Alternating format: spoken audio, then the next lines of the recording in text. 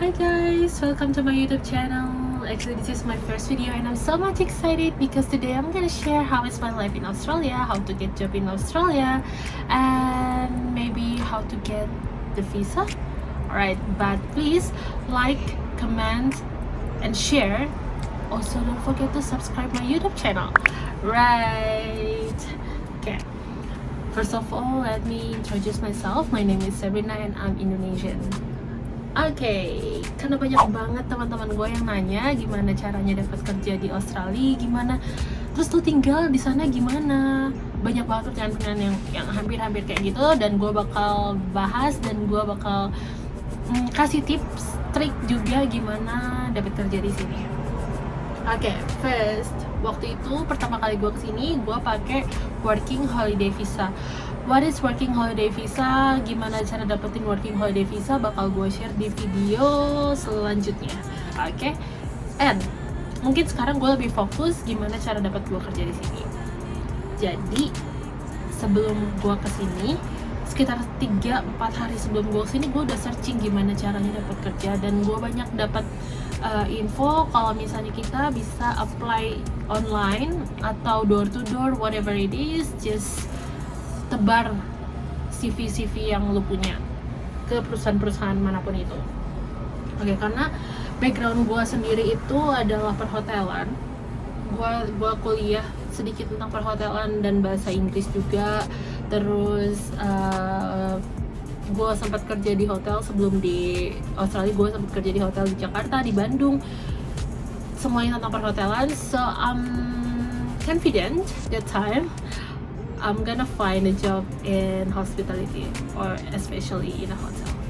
Oke, gue dapat interview di salah satu hotel di Canberra.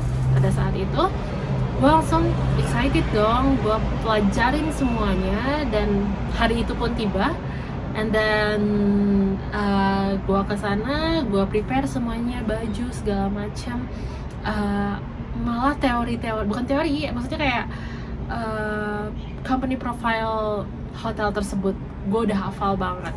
Tapi karena gue nervous, karena pertama kali interview sama orang asing juga gitu, jadi gue nggak 100% gitu ngejawabnya. Terus kayak yang gue tuh banyak yang gue entah gue ngelamun atau gimana, karena the way the Australian people speak, or we can say accent, it is totally different. Kayak bahasa Inggris yang gue tahu atau bahasa Inggris yang gue dengar itu sangat jauh berbeda. Gue gak ngerti dia ngomong apaan gitu. Akhirnya gue udah langsung underestimate gitu, udah gue gak akan bisa kerja tuh kayak gini.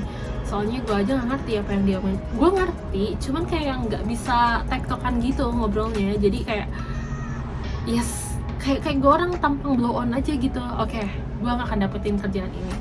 Terus udah gitu gue cari-cari lagi. Setelah gue 3-4 hari kerja di sini, gue nggak mau dong being jobless, dan duit gue mau lama berkurang juga di sini, dan gue nggak mau. Akhirnya gue mikir cari kerjaan apapun itu. Kayaknya gue butuh experience dulu deh buat ngomong sama orang asing di sini, baru gue bisa lebih confident tentang buat interview dan segala macam itu. Terus akhirnya gue happy banget, gue ketemu satu cewek Indonesia. Terus dia nawarin gue kerja, dan saat ini gue masih temenan sama dia, malah dia jadi sahabat gue di sini sekarang. Dia itu kerja, dia itu chef di sini. Terus dia nawarin kerja kayak gini, "Seth, do you want to work with me?" I said, "Okay.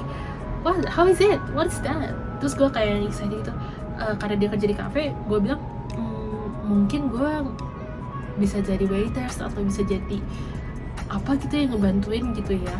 Terus dia bilang, kerjaannya jadi kitchen hand. So, kitchen hand, I never heard that words before. Gue nggak tahu itu kerjaannya ngapain gitu. Kitchen hand. Dalam pikiran gue, oh ya udah lah ya, berarti gue cuma ngebantuin si chef itu jadi tangan kanannya chef gitu-gitu kali ya. Terus ternyata kitchen hand itu tuh cuman tugas utama itu nyuci piring dan mungkin beres-beresin kitchen segala macam kali ya, dan bantuin prepare. Cuman pada saat itu gue cuman nyuci piring aja. Waktu pertama kali gue kesana itu ternyata lagi summer kan, panas banget, dan cafe itu emang rame, selalu rame gitu. Pas gue kerja, masuk kerja jam 8, pakai baju rapi dong, pakai kemeja, pakai celana kain. Gue pikir jadi apa gitu, ternyata gue cuma jadi cuci piring doang. Kerja dari jam 8 pagi sampai jam setengah 6 sore nonstop, nggak ada break. Gua nyuci piring dari opening cafe sampai dia closing. Gua nyuci lebih dari 100 piring kayaknya, nggak piring doang, itu cups, and then berapa banyak panci, teflon, wah segalanya, pokoknya alat-alat kitchen semuanya gue yang beresin. Di situ gue bilang, seriously, ini berat banget, kata gue bilang kayak gitu. But it's okay, kata gue bilang, mungkin ini gue kali ya, apa namanya, buat gue belajar dulu kali ya. Dan di situ rate gue buat tukang cuci piring doang itu sekitar $21 per jam, 21 per hour kayak gitu. Jadi kalian bisa kaliin aja, dan gue kerja beberapa hari di situ. Terus gue bilang kayak gini, gue di situ masih punya gengsi yang tinggi. Terus gue bilang, gue jauh-jauh dari Jakarta, gue udah kuliah sekolah tinggi-tinggi, tapi gue cuma jadi cuci piring doang. Apa nggak ada kerjaan lain yang bagus buat gue gitu kan? Terus udah gitu, mana, aduh tangan gue udah rusak banget nih pokoknya, dari kena pisau panas, kena chemicals, ini gue luka waktu itu. Terus udah gitu, ya udahlah, nggak apa-apa, yang penting gue dapet duit gitu kan. Terus beberapa hari kemudian gue terus cari kerja. Jadi sebelum gue berangkat kerja dan sesudah berangkat gue kerja itu, gue tebar CV di mana-mana ya, entah di cafe, tapi gue udah langsung kayak trauma gitu, nggak mau lagi kerja di kitchen gitu, karena gue sehektik itu. Terus gue banyak banget cuci piring, oh my god, pinggang gue, punggung belakang gue sakit gitu kan. Gue nggak mau pokoknya di kitchen hand. Terus akhirnya ada satu minimarket gitu, namanya nggak akan gue sebutin, but itu juga bikin gue kesel. Jadi gini, gue datang ke supermarket itu, gue nanya, do you have any vacancy? Oh yeah, as a shop assistant. Okay, shop assistant. I was thinking like it's gonna be a cashier or like a sales promotion girl, like just standing in front of the rack, maybe clean up and also talk, just like that. I think it's easy. Terus gue bilang, oh ya, gue bisa, gue pernah punya pengalaman kerja di customer service reception, jadi gue nggak kaku kok sama orang kayak gitu. Terus ada gitu, dia percaya sama gue, terus dia bilang kayak gini, okay, I'm gonna give you full time job. Dan gue ngerasa happy banget di situ, and I'm gonna pay you berapa ya waktu itu, $15 per hour. Ya kata gue bilang, mendingan jadi tukang cuci piring dong daripada jaga toko, tapi ya cuma $15 doang gitu. Astaga. Sudah gitu, ya udah lah ya, gue cobain aja daripada gue capek. Kan kerjaan di supermarket cuma diem aja, gue pikir sih kayak gitu. Terus udah gitu, hari pertama gue kerja, gue disuruh ngafalin produk. Yes, easy, it's too easy gitu kan. Terus beberapa hari kemudian dia ngomel sama gue, kalau diem aja, loh gue ngapain, gue udah set up semuanya gitu kan, gue interaksi sama customer juga dengan baik gitu kan.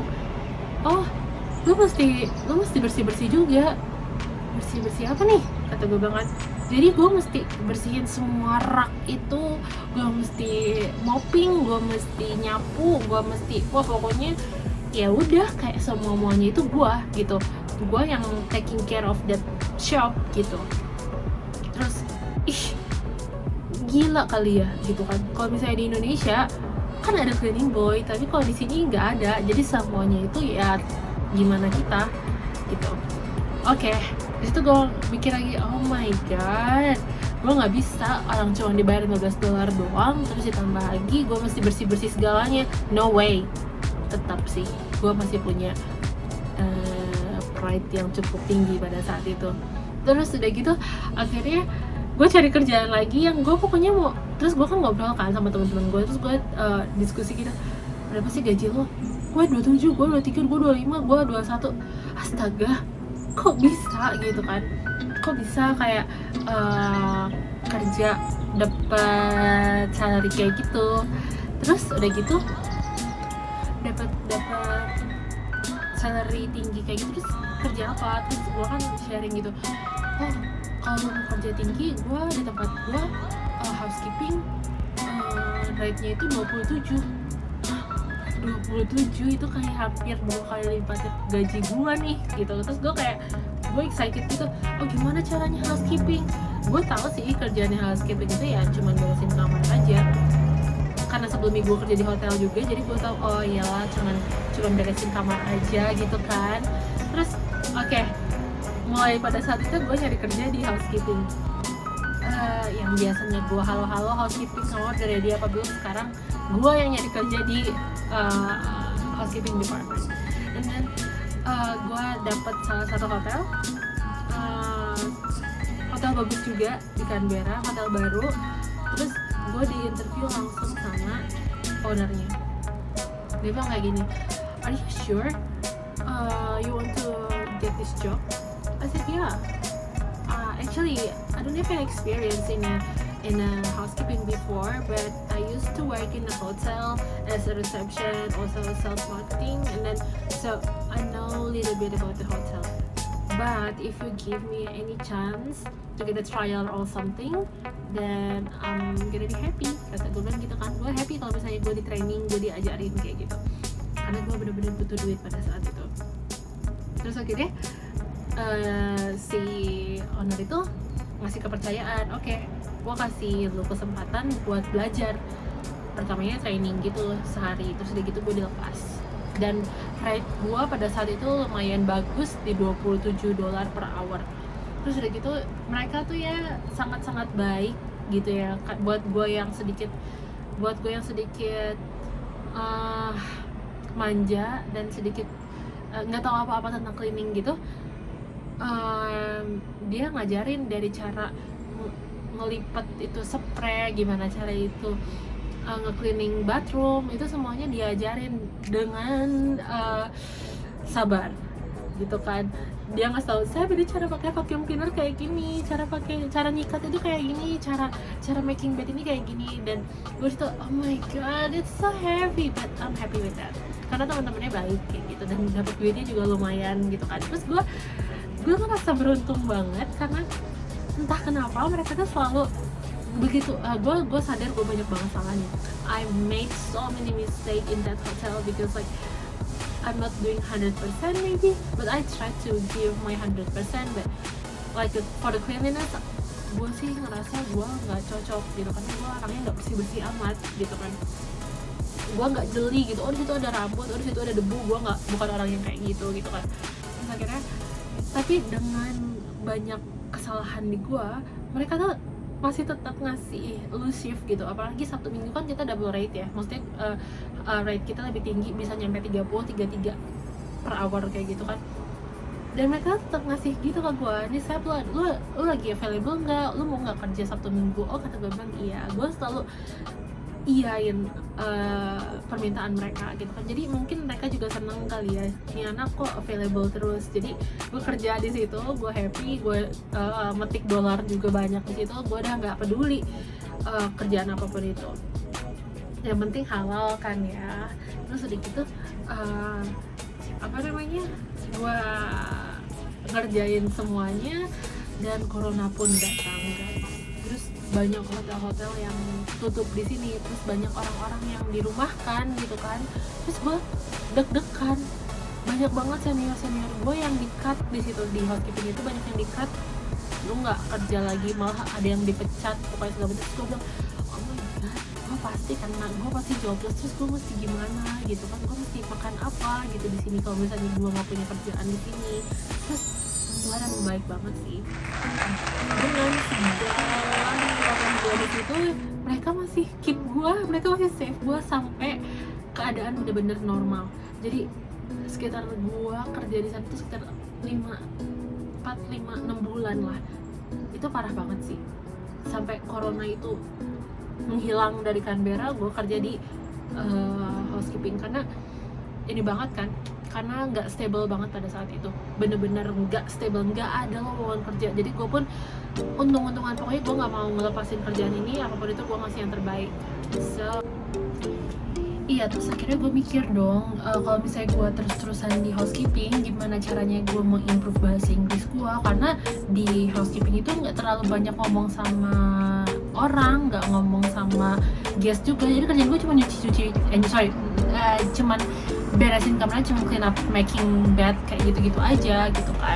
Terus gue nyari lagi, karena ekonomi udah mulai stabil nih, terus kerjaan-kerjaan juga udah mulai pada bermunculan. Akhirnya mungkin karena gue punya pengalaman di shop assistant, gue bisa kali ya di retail gitu kan, coba jualan apa gitu di toko-toko jualan kayak gitu.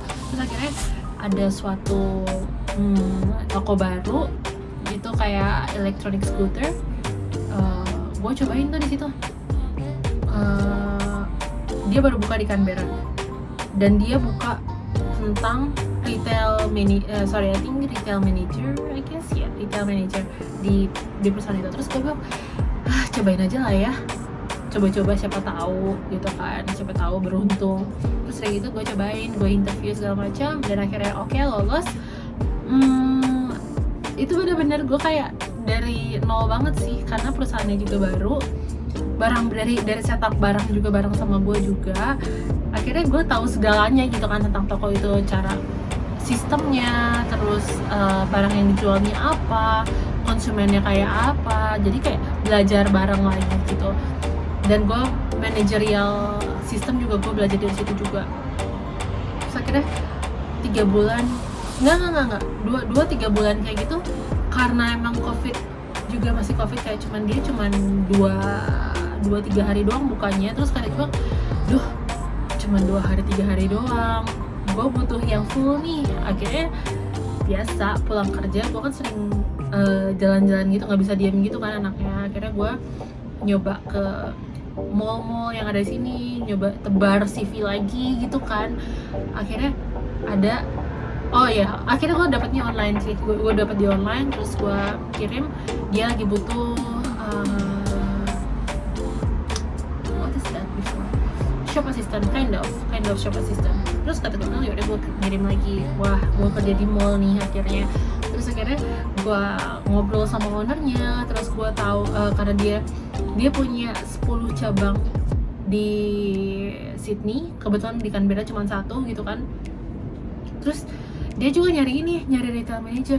Terus gue kayak yang menawarkan diri, gue bisa loh, gue punya pengalaman loh, gue tahu kayak gini. Terus juga dalam keadaan toko tersebut juga baru gitu kan. Jadi easy, gue udah bisa kok dari buka toko, nutup toko, sistem, report, segala macam, scheduling, gue bisa deh kata gue. Terus dia bilang, yaudah, gue juga butuh tolong cariin orang gitu ya yang mau kerja di sini. Oh my god, itu kayak yang I'm the boss kayak gitu kan. Akhirnya gue dengan gue yang pas-pasan gitu, gue dikasih kepercayaan buat jadi retail manager di Canberra situ. Dan gue dipercaya buat ngerekrut orang juga, yang gue biasanya menanti-nantikan interview, sekarang mau gue menginterview orang gitu. Terus gue belajar juga gimana cara menilai orang itu, apakah dia benar-benar sungguh-sungguh buat kerja ya, buat apa dia serius kayak gitu. Akhirnya gue mempelajari karakter orang baik-baik gitu buat kerja bareng sama gue. Dan until today gue kerja di toko tersebut, di perusahaan tersebut, dan mungkin kita juga bakal expand toko tersebut di beberapa cabang di Canberra kayak gitu. Semoga aja sih lebih besar lagi company-nya gitu. Terus nggak cukup sampai situ aja guys gitu. Terus juga gue, karena ya gue udah full 5 hari kerja, tapi gue masih kayak yang gue masih belum kerja di hotel sebagai reception. Gue masih masih gregetan gitu. Akhirnya gue tetap nyoba dan akhirnya gue dapat satu kerjaan lagi di hotel reception gitu guys. Dan sekarang akhirnya gue punya 2 job, gue di retail manager, also di reception juga, untuk memenuhi hasrat gue buat kerja di hotel kayak gitu. Terus yang lucunya nih ya, karena gue nggak mau bikin orang tua gue malu, tapi kalau misalnya orang tua gue nonton ya pasti ya malu sih dengernya. Cuman ya nggak apa-apa lah ya, yang penting kan anaknya kerja halal gitu kan, nggak yang aneh-aneh. Maksud gue nggak bilang kalau misalnya gue kerja jadi tukang cuci piring, gue kerja jadi tukang bersih-bersih, nggak tahu mereka tuh. Gue cuma cerita, oh ya gue kerja di hotel, gue dapet gajinya segini, gue sekarang kerja di mall, gue dapet gajinya segini gitu guys. Jadi gue pengen cerita aja ke orang tua gue kalau misalnya gue hidup enak di sini, padahal guys nggak segampang itu, nggak semudah itu. Dan gue juga mungkin bakal ngasih tips ke kalian, kalau di sini kalian nggak bisa manja. Kalau terus-terusan manja ya lu nggak akan jadi apa-apa di sini. Terus juga jangan patah semangat kalau misalnya di satu perusahaan lu nggak keterima, karena gue melalui itu kayak more than I think lebih dari 50 gue ditolak gitu. Maksudnya kayak terus-terusan nyari, bukan ditolak kali ya, nggak dipanggil atau segala macam, banyak banget. Terus sampai akhirnya gue yang ya alhamdulillah sih gue dapat kerjaan yang kayak gini sekarang, nggak terlalu berat dan oke lah ratingnya gitu. Jadi jangan patah semangat. Gue banyak banget ketemu sama teman-teman di sini yang dari India, dari Nepal, dari banyak banget country di sini. Mereka udah 1 tahun jobless gara-gara corona, dan alhamdulillah gue di sini nggak terlalu susah amat gitu di Canberra, which is kota yang mahal dan juga kota yang kecil, tapi gue di sini stable gitu. Dan gue kumpulin duit sampai setahun ini, akhirnya gue memutuskan buat extend visa gue, buat gue tinggal lebih lama juga di sini. Gue pakai student visa dan gue sekarang sekolah di sini tentang perjalanan juga. Actually like for the first year I'm having commercial cookery, karena gue juga sedikit suka masak, jadi gue ambil cookery. Terus in another semester I have hospitality management gitu guys. Gimana caranya pindah dari working holiday visa ke student visa juga bakal gue share nanti. Tapi buat sekarang ya itu dulu aja kali ya, cara-cara gue dapat kerja di sini, kerja apaan gue di sini gitu. Ya ini cuma itu aja. Dan benar-benar kalian itu nggak boleh patah semangat, nggak boleh manja kalau di sini. Jadi sebelum kalian pindah ke sini buat memutuskan kerja di sini, mendingan kalian itu tanemin dari diri kalian kalau kalian itu nggak bisa malas-malasan di sini, nggak bisa enak-enakan di sini. Bisa sih enak-enakan, cuman nggak akan seenak di Indonesia gitu. Jadi ya banting tulang. Kalau lu mau stajer di sini bisa, lu mau miskin di sini juga bisa. Jadi semuanya itu keputusan ada di lo gitu. Jadi semua jeripayah lo ceritanya gitu ya, sekeringat-keringat lo itu tuh benar-benar dibayar per hour. Maksud lo kayak lu 1 jam nyantai dan 1 jam dibayar, 1 jam lu itu berharga, bisa dibayarkan dengan uang atau bisa lu just spend for nothing gitu. Kayak gitu sih guys pengalaman kerja gue di Australia. Kalau misalnya ada yang kalian mau tanya-tanya, kalian bisa langsung follow Instagram gue juga di @sabrina, or komen di bawah. Kalau misalnya gue ada waktu, gue bakal balasin satu-satu. Terus juga kalian apa sih yang mau kalian tahu lagi tentang gue atau kehidupan di sini yang bakal gue bisa bahas di video selanjutnya. Alright, for today, thank you for watching guys.